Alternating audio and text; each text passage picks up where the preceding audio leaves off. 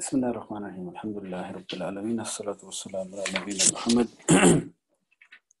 وعلى آله وصحبه أجمعين.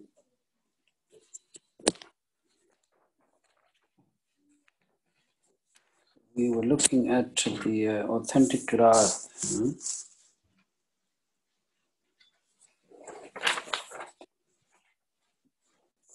Okay.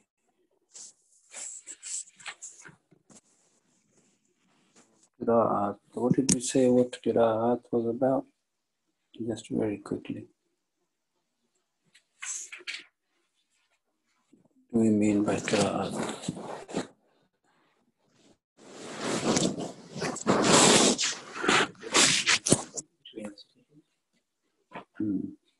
Yes. What else was there? Different recitations that change back the process and follow the manuscript. Okay. Can Sahih. So the recitations, they focus on the words, pronunciations, letters, and tajweed rules. Yeah, this is what is mentioned regarding Qira'at. And those are the two conditions that are for authentic Qira'at.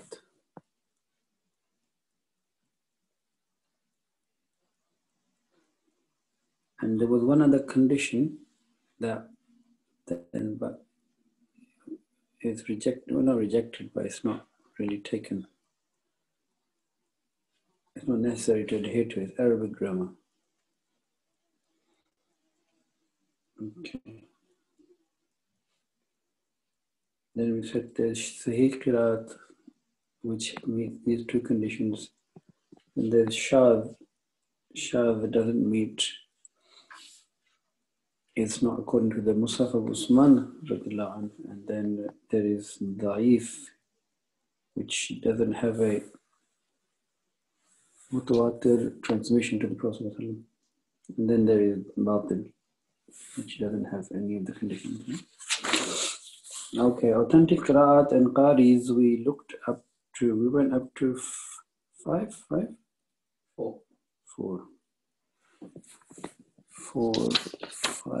Oh, so we skipped 5. I started from 6. Okay, we can look at 5 from the PDF, no problem. So first is Nafi, second Ibn Kathir. So Nafi al-Madani, Ibn Kathir Makki, Abu Amr al-Basri. The different centers of Islam, if you like, yeah. Medina, Mecca, Basra, Ibn Amir al-Shami.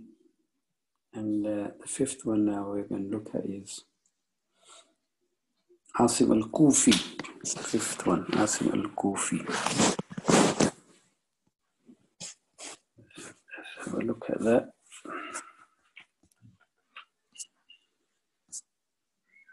Number 5. Asim al-Kufi, he is Asim ibn Abi Najud al-Kufi. Kufa is in Iraq. He is from the Tabi'in. Tell you about him as the Imam of the Qadis in Kufa. These Qurra, they were Aimma, they were special, they were leaders in their field. They spent their whole life in preserving the Quran and teaching the Quran.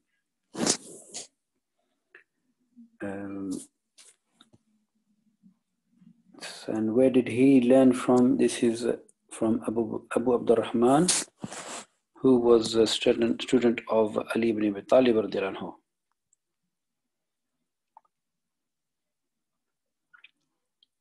And then other names are given here from Zir ibn Hubaysh, etc. These learned the Quran from Ubay ibn Ka'b, so you can make the chain there. Ubay ibn Ka'b has come many times, hasn't he? And Uthman ibn Affan, Ali ibn Abi Talib, and even Zayd ibn Thabit radiallahu anhum. And of course the chain then goes to the Prophet alayhi salatu wasalam. And he was, when he was born, Did they say that? Let's see when he was born there. He said passed away in 125, 27.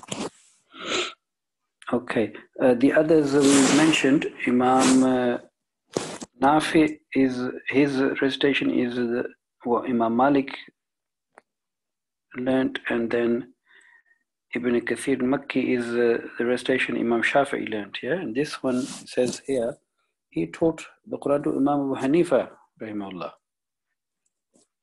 This is Asim al-Kufi.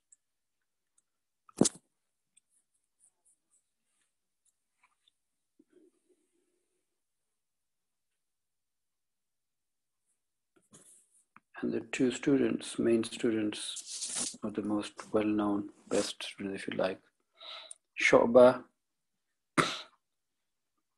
and Hafs.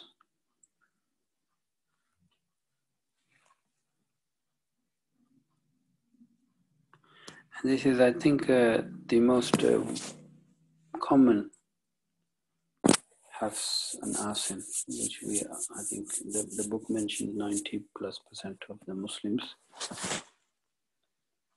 they are familiar with.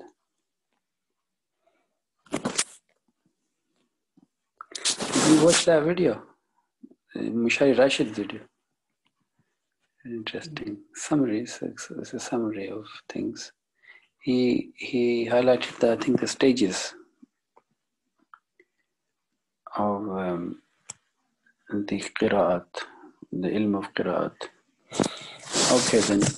So sixth one then is Hamza al-Kufi. So we mentioned Asim al-Kufi. Sixth one then Hamza al-Kufi. He is from, I'll write it for you here. Just the main points.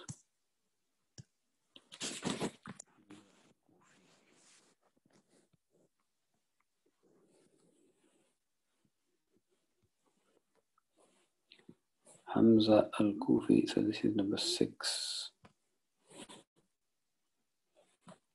Hamza al-Kufi.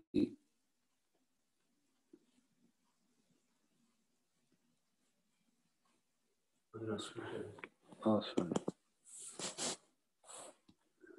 Okay, let's share the screen. I read all that. Okay, I didn't realize there's no screen sharing. I was showing you the screen earlier.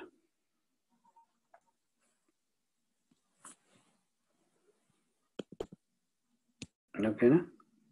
Hamza al-Kufi, he is from the 80 to 156 Hijri.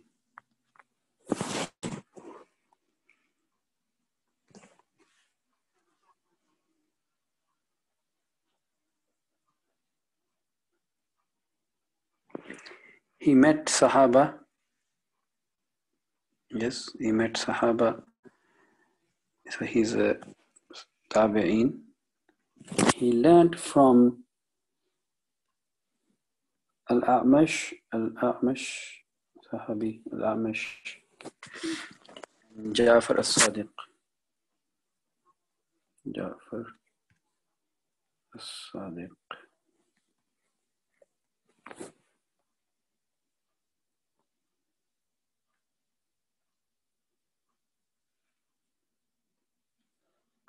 And his qira'at then goes back through Ali ibn Abi Talib, and Abdullah ibn Mas'ud, radiallahu anhuma. Abdullah ibn Mas'ud.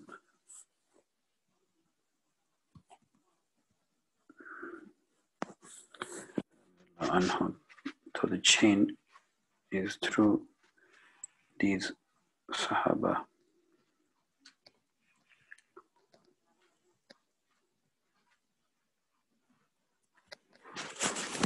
Two students that are well known is Khalafa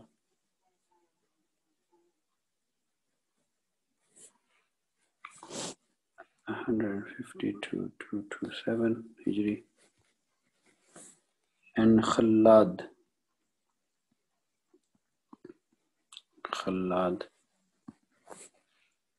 119 to 220.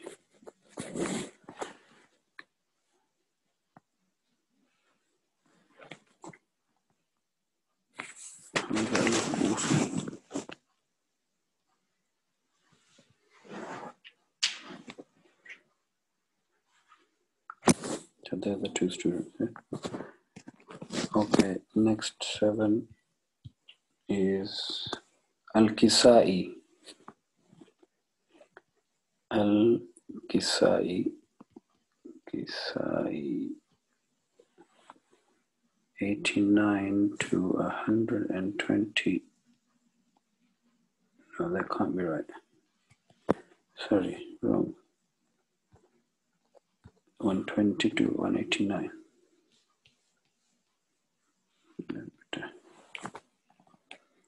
Hijri, he was expert in Arabic grammar.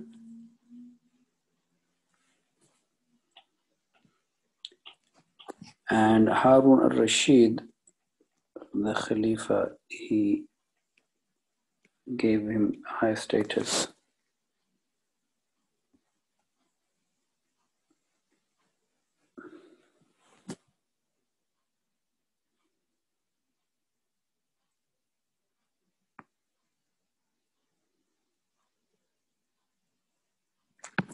His two students who are well known as, one is Al-Layth,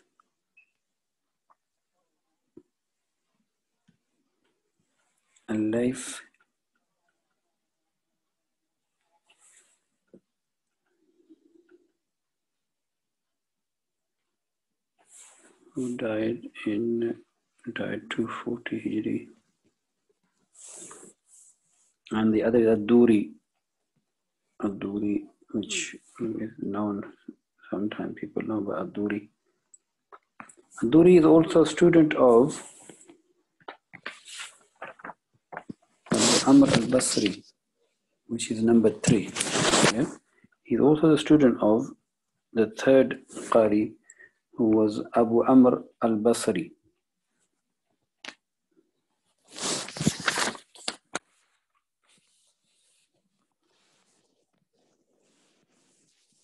Al-Kisai, Al-Layth and Ad-Duri.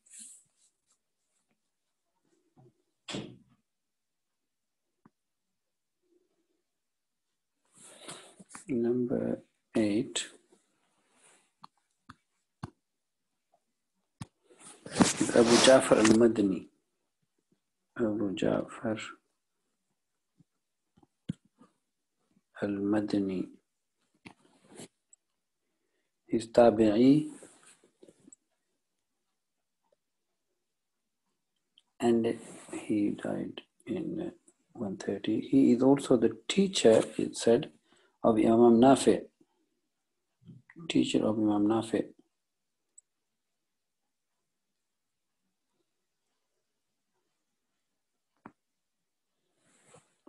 And he learned from Abdullah ibn Abbas. So Abdullah ibn Abbas,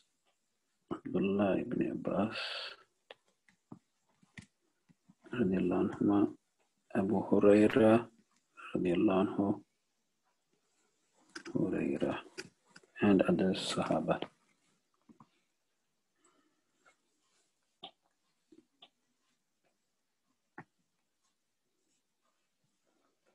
Abu Ja'far al-Madani. And his two students are known, Isa ibn Wardan. He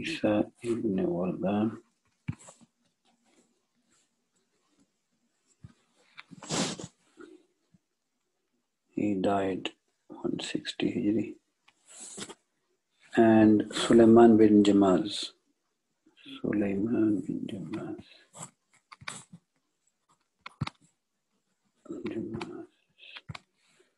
Who died 170 Hijri.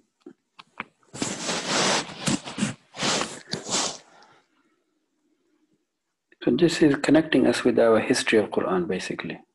So we know these people, we are familiar, inshallah, with these people. What's that, Sulaiman? Bin Jamaz. Jamaz. Jim. Jamaz.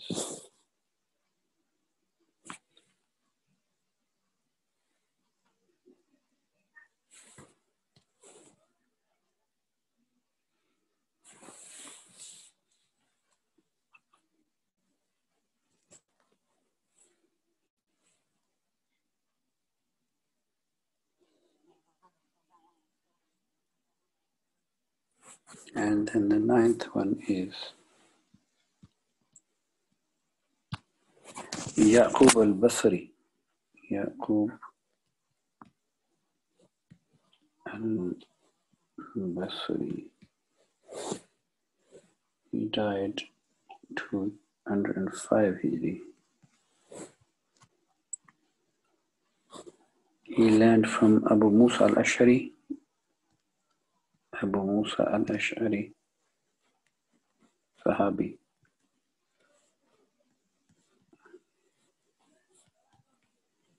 Who learned from the Prophet ﷺ.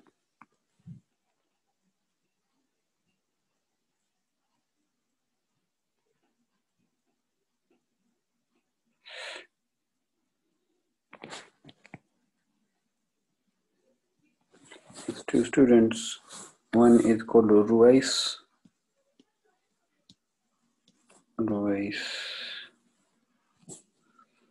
His name is Muhammad ibn Mutawakkil, and he died 238 Hijrah. Ruwais Muhammad ibn Mutawakkil. And the other student is Ruh. His full name is Ruh ibn Abdul Mu'min al-Basri.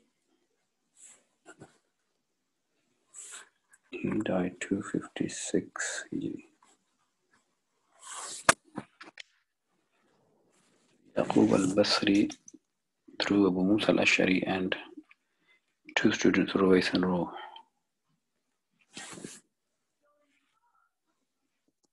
The last one is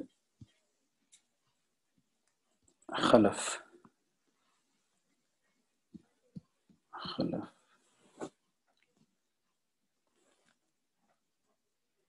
He is student of Hamza, which is number 6. Yes. Student of Hamza. Is he Khalafa? Khalaf. Is he someone different? Huh? Is he Khalafa someone different? Khalafa. Well, did you say Khalafa before somewhere? From Hamza al-Kufi. Yes, that's the one. Yes. Hamza al-Kufi, yes. Student of Hamza al-Kufi, yeah. Khalafa.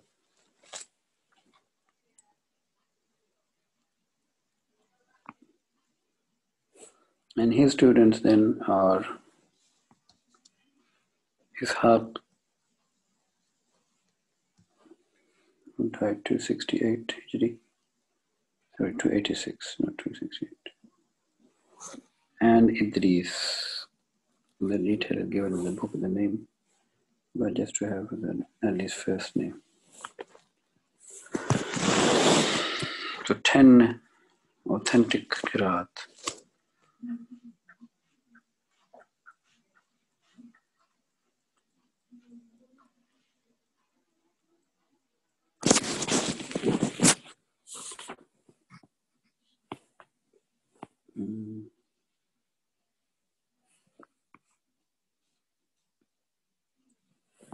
Number 5, where is it? Number 5.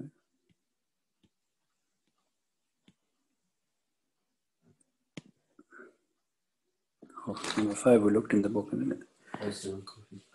If you then look at all of them, you see, I haven't got 5 anyway. The two students for each one.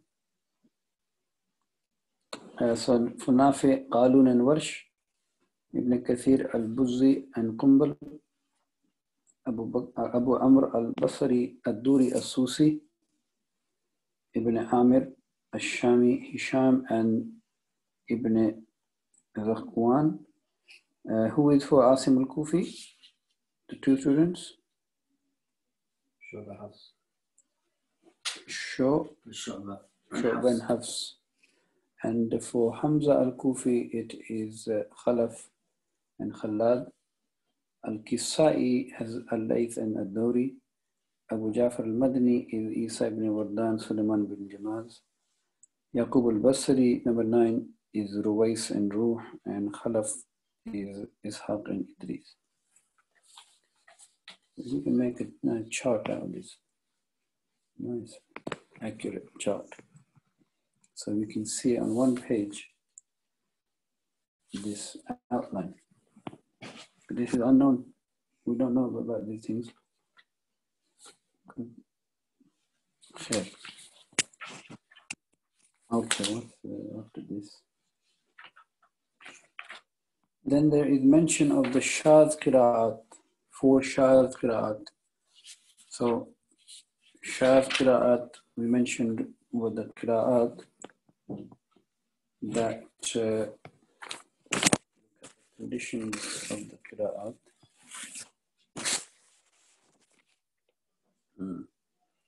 Does not meet condition of being in confirmation with the Musaf of Usman radiallahu anhu. So there are 4 he mentioned here. They are Al-Hasan al-Basri, Hasan al-Basri,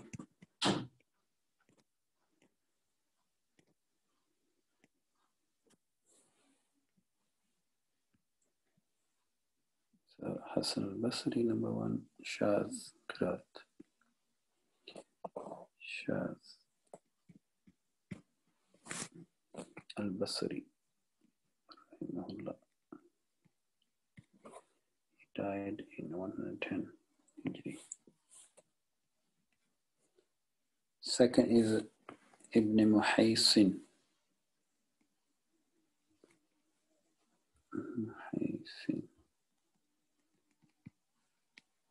In Makki, Makkah, Makki. He died in 123 Hijri. Yahya al-Yazidi. Yahya al-Yazidi. He died in 202 Hijri. And Ash-Shambuzi. Ash-Shambuzi.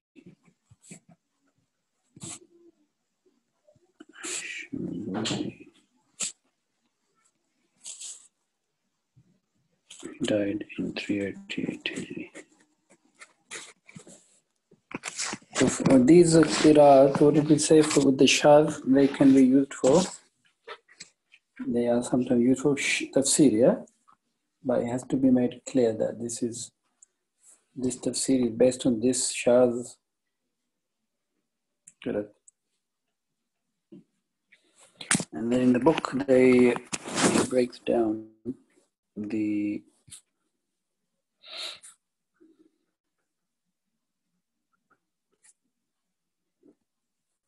different percentages according to that time. So the most well read qiraat is the Hafs and Asim, and then the others are given there. So Warsh, Algeria, Morocco, Pearl, Tunisia, West African, Sudan. Qalun, Nafi, 0.7%. Ad-Duri and Abu Amr, Sudan, 0.3%. Ibn Amir, 1%. So most of the people, we are familiar with Hafs and Asim. Did you find anything that highlights the differences?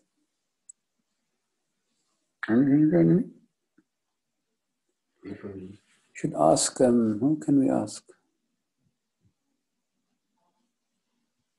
Who is in this field? Hamza? Ustad Hamza would know, you think? No? Ask Yahya from Muslim.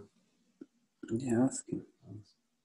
Is there anything that can show us more detail about this? Qiraat.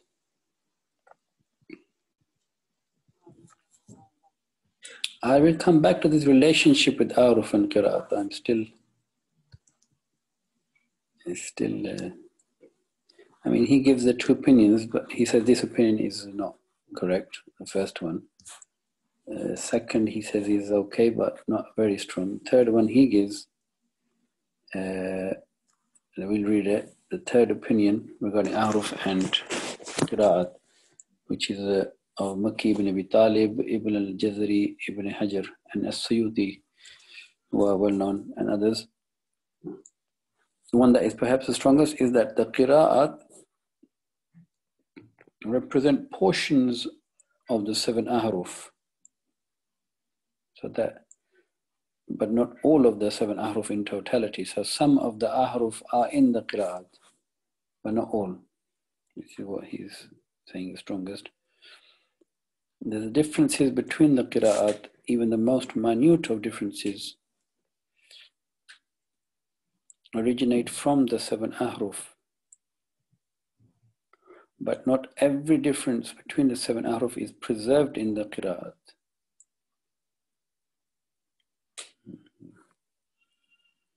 So we have to still understand that. What's the difference?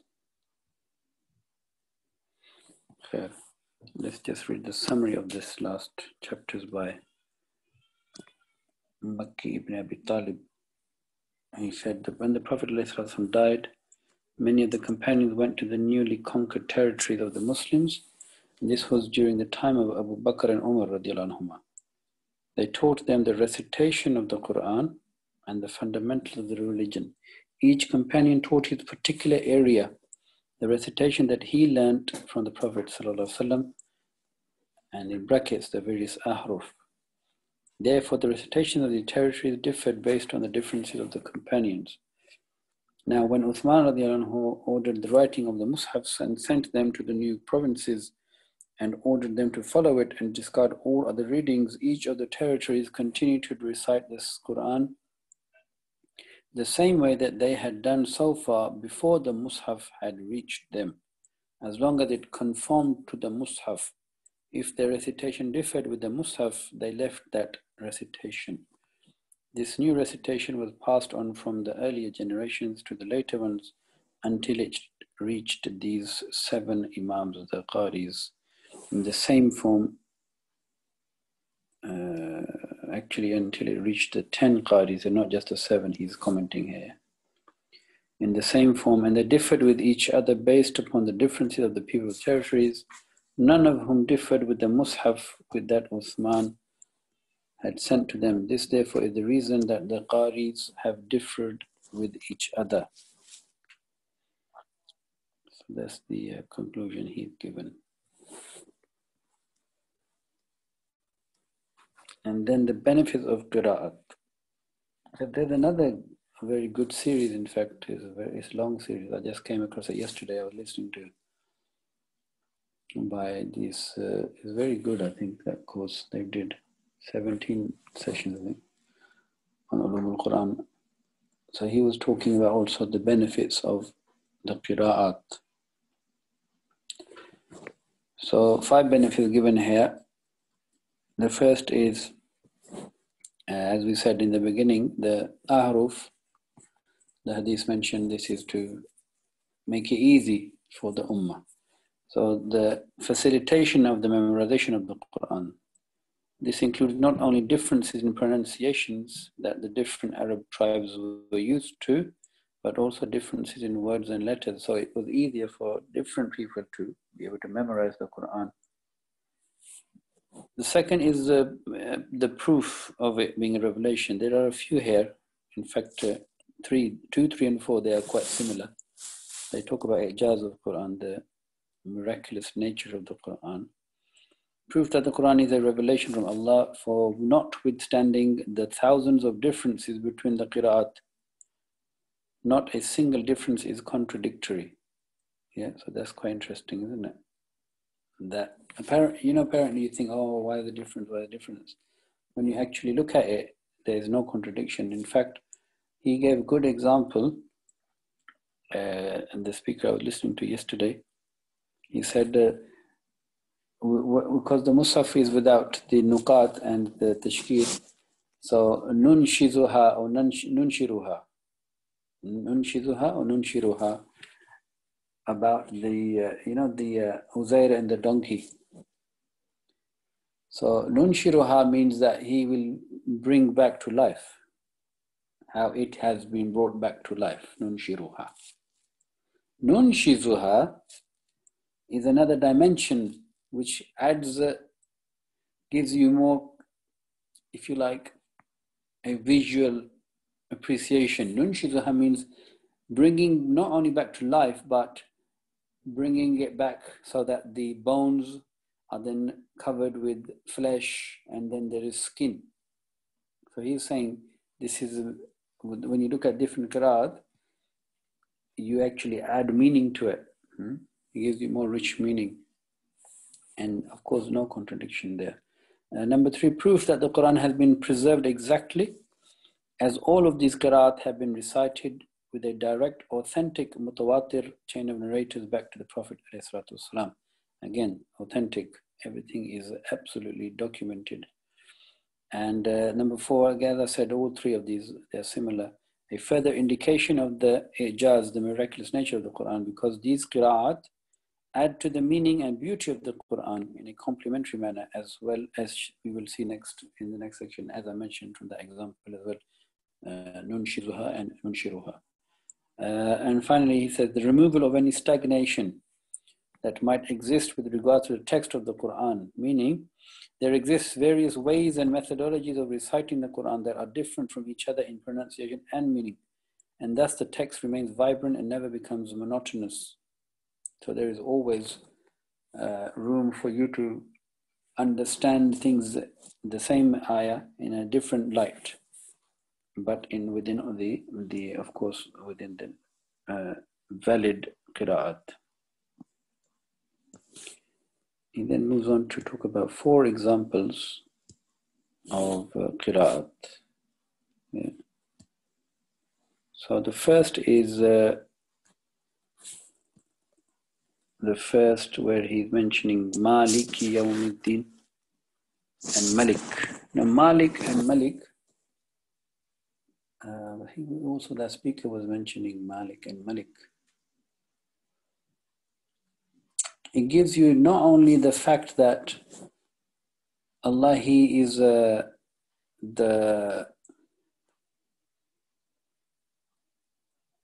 king, which is the Malik, but He's also owner. And he was explaining this by saying that Allah Ta'ala, because He owns everything, He can do with it what He wants. So it adds the meaning, the full meaning. You really appreciate it. Now, what does this word actually mean about Allah? So this is one example of the different qira'at, Malik and Malik. And the other example he's given,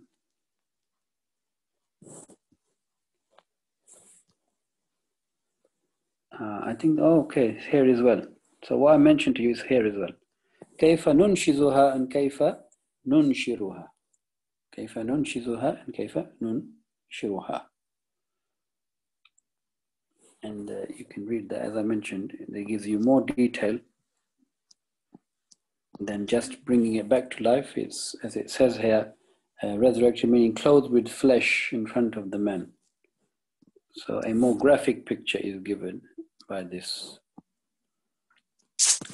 Okay, and then the other example they have given. قال أعلم أن الله على كل شيء قدير.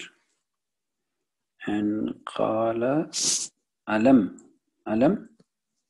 No, what is it? Let me read it. The first reading, that of Nafi ibn Kathir, Asim ibn Amir and Abu Amr, is قال أعلم أن الله على كل شيء قدير. Where is the ayah? If we can bring it up in Quran, we'll do better. Is it 259? Let's see. Baqarah 259.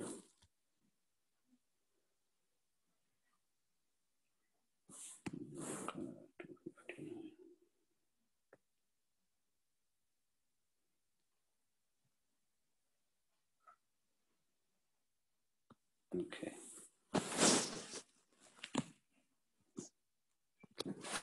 Okay, this is the last section. قال أعلم أن الله على كل شيء قدير. Is that what he said there? قال أعلم أن الله على كل شيء قدير, which means that I know, أعلم meaning I know now better, that Allah is indeed capable of all things. This shows that after this miraculous display, the man finally believed that Allah could bring the dead back to life and repented of his previous statement. The second reading, that of Hamza and Al-Kisai, is قال لم قال أعلم قال أعلم قال اعلم قال أعلم أو قال اعلم أن الله. It was said to him, know that. Oh, اعلم. Okay, قال اعلم. So yes, okay, fine. So here it is saying that now I know better. أعلم. Now I know for sure that Allah Ta'ala, He can do whatever He wills. And then the other reading is that you should know. Yeah, اعلم. You should know that Allah Ta'ala, He is able to do everything. So with this difference, there is a different meaning, but as we said, complement each other. And then the last example is that of the ablution. Which ayah is it in Ma'idah?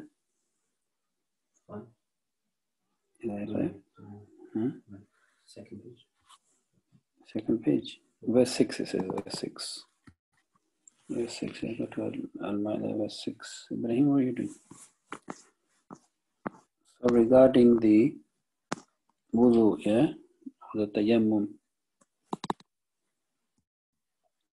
So for the last example, we've seen that even different fiqh ruling are given by the difference in the qira'at. The relevant verse discusses the procedure for wudu in the reading of Nafi, Ibn Amir, Al-Kisai, and Hafs. The verse reads as follows: O you who believe, when you intend to pray, wash your faces and your hands up to the elbows, wipe your heads, and wash your feet up to the ankles. The word feet is read arjulakum. Arjulakum. Yeah? And in this tense, it refers back to the verb wash, arjula. Arjula, because it is a mansub, yes, it means that which is going to be washed. Okay? Therefore, the actual washing of feet is commanded according to this recitation, arjulakum. The remaining qiraat pronounce the word arjulikum. Arjuli. Arjuli is majroor, which means something. So something that causes the noun to go into that form. Yes. So you find that in the ayah, and in the ayah you will find arjulakum. Arjulakum wash. Arjulikum, yeah. Ala arjulikum, isn't it? Because Allah is not here. Okay, Allah is not here. Okay. Wamsahu bi ra'usikum wa ala arjulikum, which would then mean wipe also. So the masha, instead of faghsilu, okay. I'm not sure this is making sense. Faghsilu, wash. Now wash what? In Arabic, it would be the arjulakum would be arjulakum, because it would mean, yes, wash. That was being washed, the feet. But if you say wash, if you say arjulikum, it doesn't go with wash, okay? Because the washing is the action, the what is being acted upon shouldn't be in that state. It should be in arjulakum. Arjulikum means something has happened on it. Yeah, ala, which means wamsahu. Yeah, because wamsahu bi ru'usikum. So arjulikum would therefore mean wipe. So because of the fatha or the kasra, the dhamma or the kasra, this would make that difference. So this is what they have essentially mentioned here. Wallahu alam. So there is some any simple examples given here. But we should, did you make notes of that? Anything? Of Mishari Rashid?